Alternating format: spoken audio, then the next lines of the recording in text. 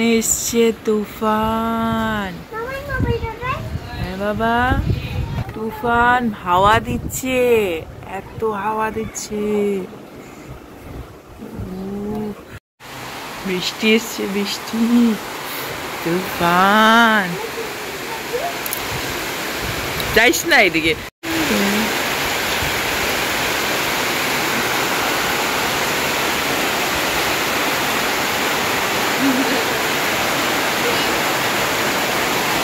Good morning.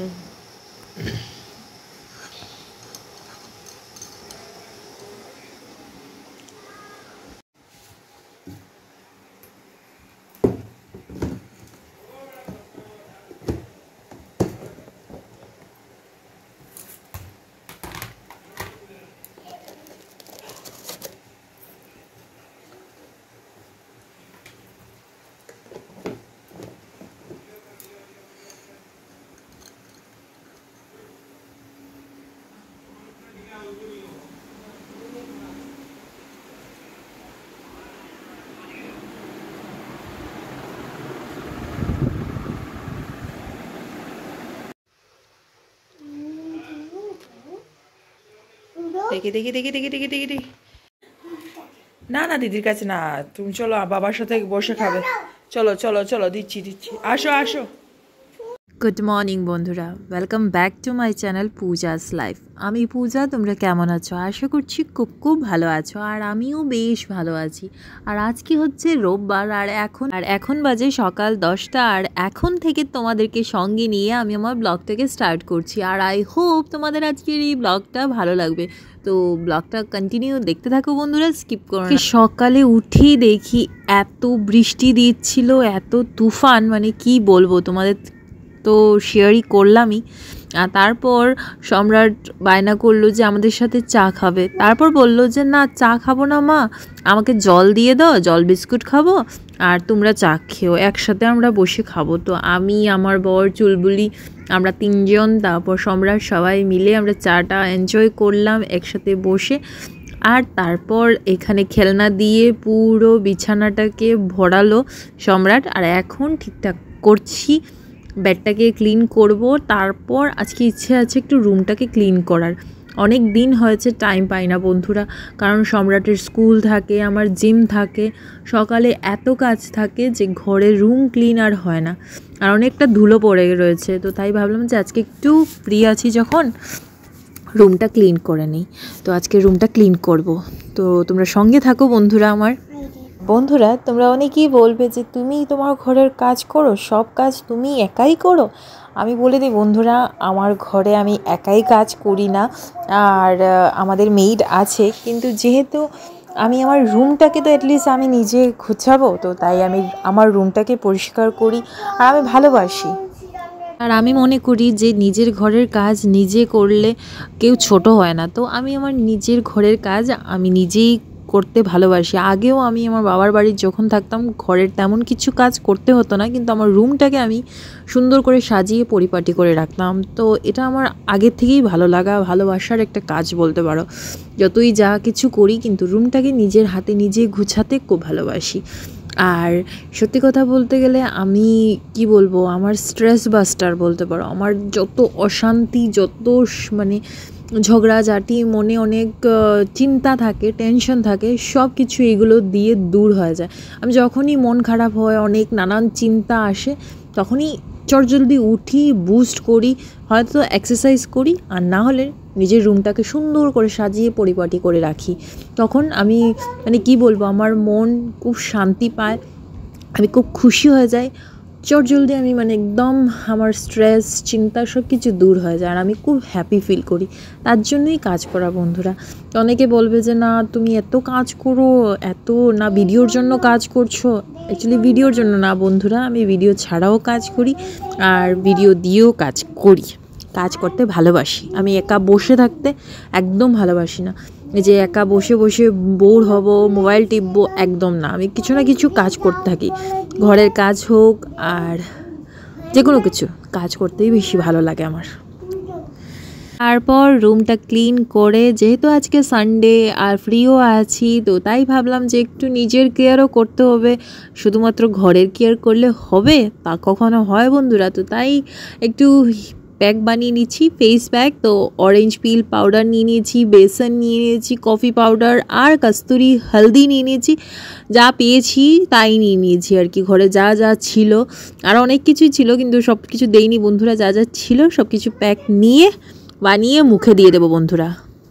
তারপর ভাবলাম face pack যখন দিচ্ছি তো তার সাথে হেয়ারটা কেন বাদ দেওয়া যায়, তো হেয়ারেও একটু হেয়ার অয়েল করে দিই। অনেক দিন থেকে বন্ধুরা অয়েল ম্যাসাজ আর হচ্ছেই না, তো তাই ভাবলাম আজকে একটু হেয়ার অয়েল করি, একটু মাথায় তেল দিই, ভালো করে চুপচুপ করে তেল দিয়েছি, মানে এত তেল দিয়েছি যে কি বলবো, খুব ভালো করে হেয়ার অয়েল করেছি।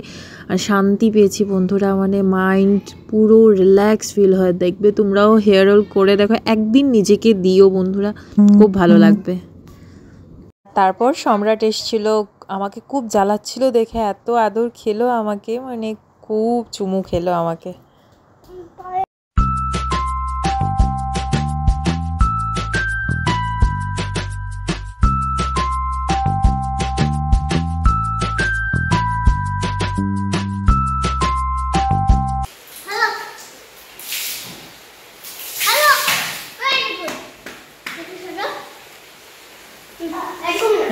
হ্যাঁ দিদি, দিদি এসছে স্নান করাতে।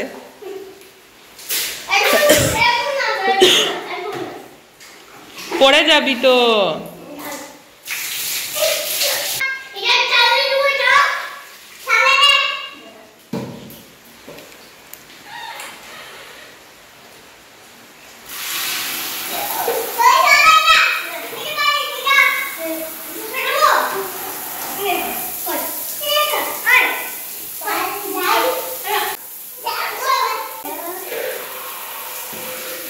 আর বর আজকে বাজারে যায়নি, তো ফ্রিজে ছিল কাজুলি মাছ, চাপিলা মাছ, তো এইগুলোকে আজকে শস্য দিয়ে একদম ইলিশের শস্য যেমন সিদ্ধ থাকে তেমন বানিয়েছি।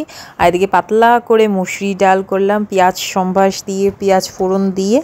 আর করছি লতা দিয়ে কচুর লতি, লতি দিয়ে, কচুর লতি দিয়ে শীতল দিয়ে করব। ভীষণ ভালো লাগে খেতে আমার এই কচুর লতি, মানে শীতল দিয়ে যারা খেয়েছে, কচুর লতি দিয়ে শীতল দিয়ে আমার ভীষণ ভালো লাগে। তারপর আরও আছে মুখি দিয়ে শীতল দিয়ে, খুব ভালো লাগে আমার। আর এই লতিটা আমার বাবা পাঠিয়েছে, কাল তো দেখিয়েছিলাম কাঁঠাল, কারকুল আর এই কচুর লতি, তারপর কচু আরও অনেক কিছু পাঠিয়েছে বাবা, তো এইগুলো দিয়ে বানাচ্ছি। আমার বর আবার এই কচুর লতি, মুখি এইসব ভালোবাসে না, আর এসব আনবেও না, আনলেও আমার জন্য আনে, মানে একদম মানে ও ভালোবাসে না। আবার আমার শ্বশুরবাড়িতে দেওর ভালোবাসে কচুর লতি, তো তেমনই। আর এখন তো কচুর লতিটা রান্না করব, রান্না টান্না করে তারপর দেখছি কি করি। তো তোমরা সঙ্গে থাকো বন্ধুরা। আর আজকের এই ব্লগটা ভালো লাগলে একটা লাইক দিয়ে আমার চ্যানেলটাকে সাবস্ক্রাইব করে দিও বন্ধুরা।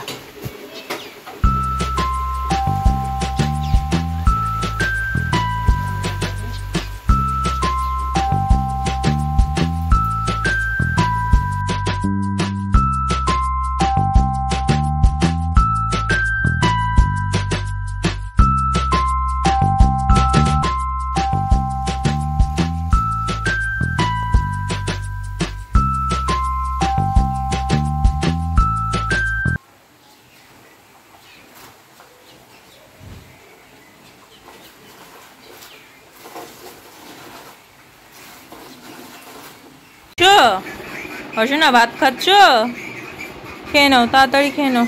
পর সব কাজ টাজ করে একটু রেস্ট নিলাম। আর সন্ধে হতে না হতেই একটা ডাক পড়লো যে বৌদি তোমাকে ডাকছে মামি। তো গেলাম, যেমন ছিলাম তেমনই রেডি হয়ে জাস্ট চুন্নি নিয়ে চলে গেলাম মামির ঘরে। মানে আমাদের পাশের বাড়ি, একদম পাশের বাড়ি, শ্বশুর বাড়ির একদম কাছাকাছি বাড়ি।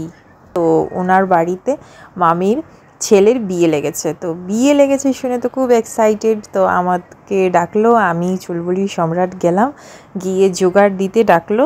একটা নিয়ম আছে যে বিয়ে লাগলে বা বাচ্চা হলে জোগাড় দিতে হয় সবাই মিলে, সব বউরা মিলে। তো আমি গেলাম, গিয়ে গল্প টল্প করলাম। সবাইকে চিনি যে তেমন না, তো দেখেছি কিন্তু কথা তেমন হয়নি। ফার্স্ট টাইম সবার সাথে কথা বললাম, আড্ডা মারলাম। সবাই পান খাচ্ছিল, আমি তো পান খাই না বন্ধুরা, তো পান খাইনি। তো মিষ্টি সিঙ্গারা আসলো, মিষ্টি সিঙ্গারা আজকে খুব জমিয়ে খেয়েছি বন্ধুরা সবার সাথে, কারণ বিয়ে লেগেছে বলে কথা। আর যার বিয়ে ও আমার দেওর, তো দেওরের বিয়ে তো আমি তো খাবোই মিষ্টি সিঙ্গারা। তো তোমরা রেডি হয়ে যাও বন্ধুরা, বিয়ের ব্লগ আসতে চলছে। তো তোমাদেরকে সব পুরো ব্লগ দেখাবো, বিয়ের ব্লগ। তো তোমরা ডেইলি ব্লগ দেখো কিন্তু বন্ধুরা।